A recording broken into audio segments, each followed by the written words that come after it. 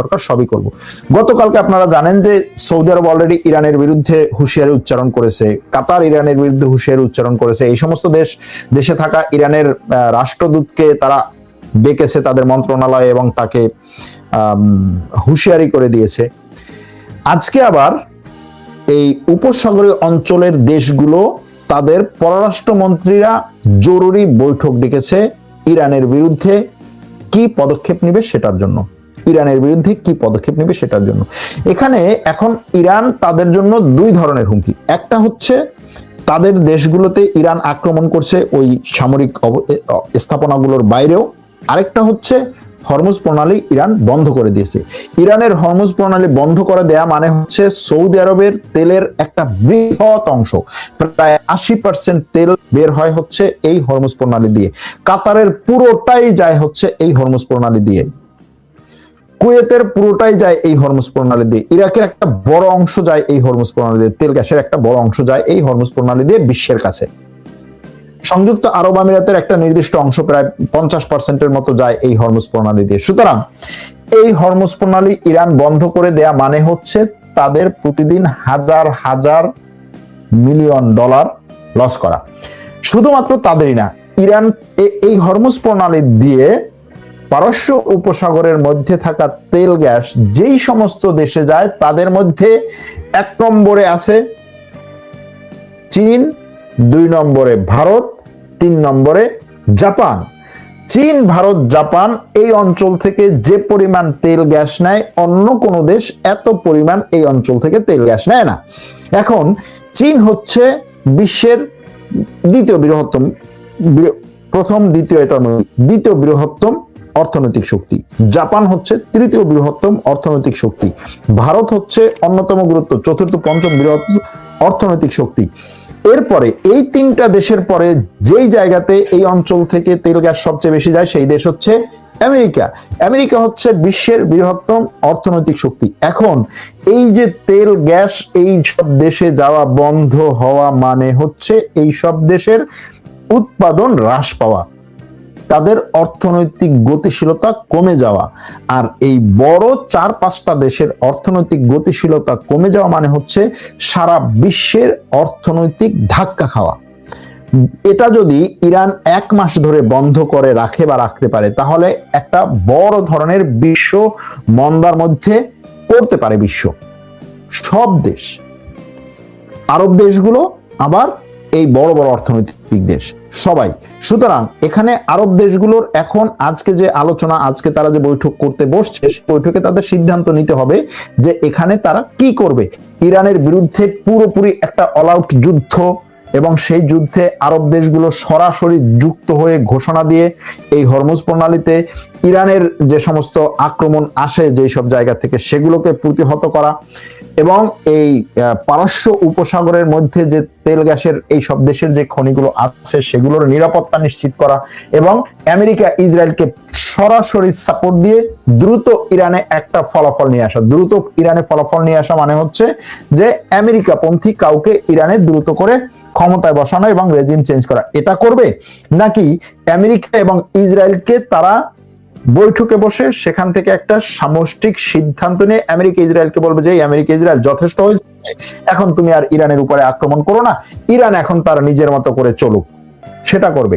এখন প্রশ্ন হচ্ছে প্রথমটা যদি করে, অর্থাৎ অল আউট একটা যুদ্ধ যদি করে, তাহলে আমেরিকা এবং ইসরায়েল এই যুদ্ধটাকে যেভাবে শুরু করেছে যে তারা মাত্র 1 সপ্তাহ বা কয়েকদিনের মধ্যেই হচ্ছে ইরানে একটা তাদের কি বলে তাদের অধিষ্ঠ লক্ষ্যে তারা পৌঁছতে পারবে, এরকম একটা জায়গায় তারা পৌঁছতে পারবে কিনা সেটা হবে না।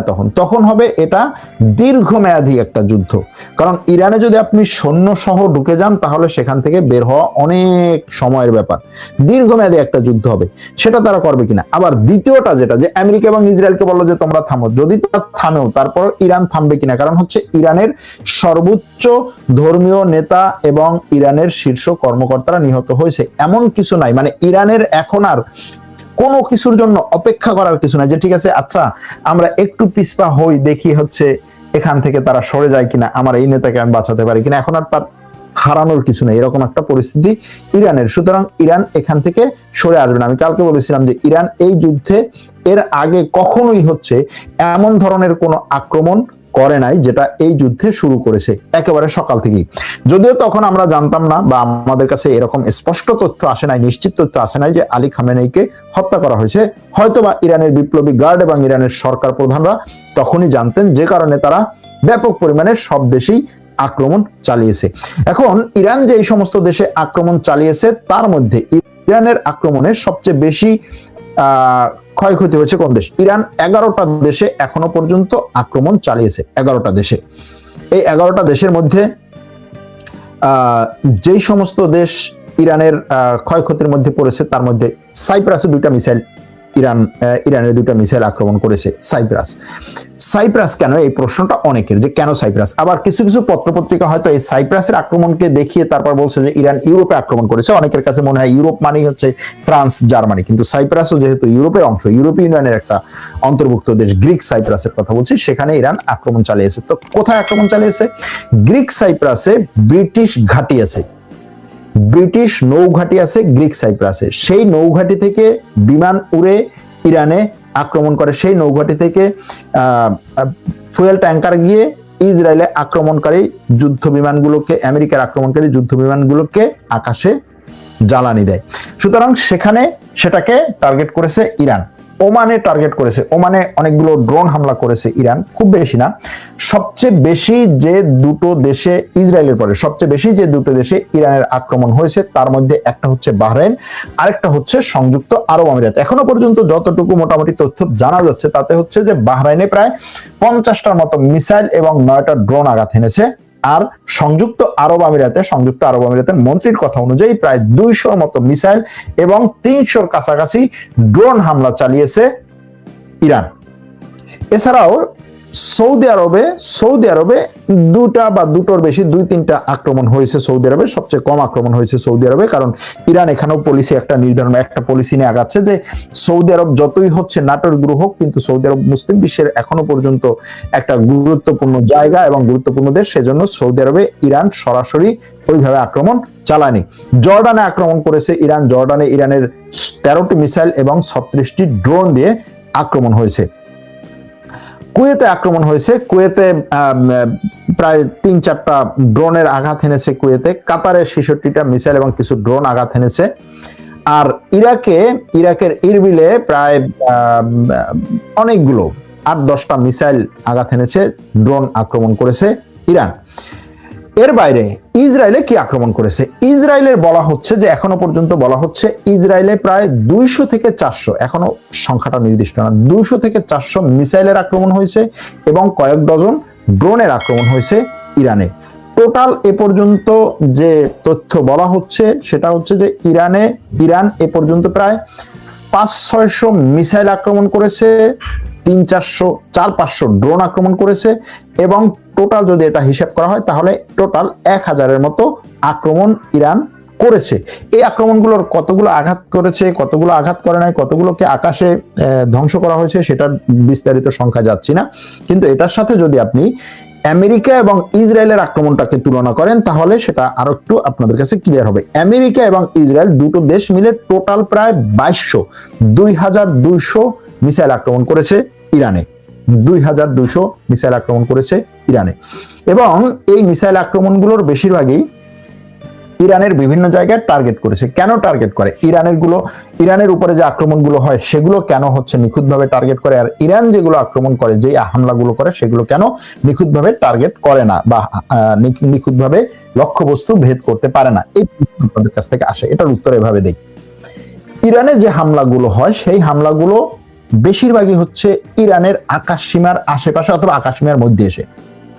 যেমন ধরুন ইরানে যদি এই যে 2000 আক্রমণ করেছে মিসাইল, এই 2000 যদি ইসরায়েল থেকে আক্রমণ হতো, যে জাস্ট ইসরায়েলের ভূখণ্ড থেকে মিসাইলগুলোকে নিক্ষেপ করলো এবং সেটা লেবাননের উপর দিয়ে বা ইসরায়েলের উপর দিয়ে, ইসরায়েলের পরে হচ্ছে জর্ডানের উপর দিয়ে, তারপরে হচ্ছে সৌদি আরবের উপর দিয়ে, তারপরে পারস্য উপসাগর হয়ে ইরানের আকাশে ঢুকছে, এরকম হয়ে যদি আক্রমণ হতো, অথবা ইসরায়েল থেকে সিরিয়া হয়ে, ইরাক হয়ে, তারপরে হচ্ছে জর্ডানের উপর, কুয়েতের উপর দিয়ে ইরানের উপরে গিয়ে আক্রমণ করছে, এরকম যদি হতো তাহলে হয়তো তাদেরও মিসাইলগুলোর অনেকগুলোই ইরানের আসার আগেই ইরান ভূপাতিত করতে পারতো, অথবা অনেকগুলো তার টার্গেট মিস করতো। কিন্তু ইসরায়েলের আক্রমণগুলো হচ্ছে সে তার যুদ্ধ বিমান দিয়ে আক্রমণ করছে। আমেরিকা এবং ইসরায়েলের লেটেস্ট টেকনোলজির যেই সমস্ত যুদ্ধ বিমান, F-35 যুদ্ধ বিমান, B-2 বোমারু বিমান সহ যেই ধরনের টেকনোলজি, লেটেস্ট টেকনোলজির যুদ্ধ বিমান এবং তার গাইডেড মিসাইল বলুন, ক্রুজ মিসাইল বলুন, লেটেস্ট টেকনোলজির যত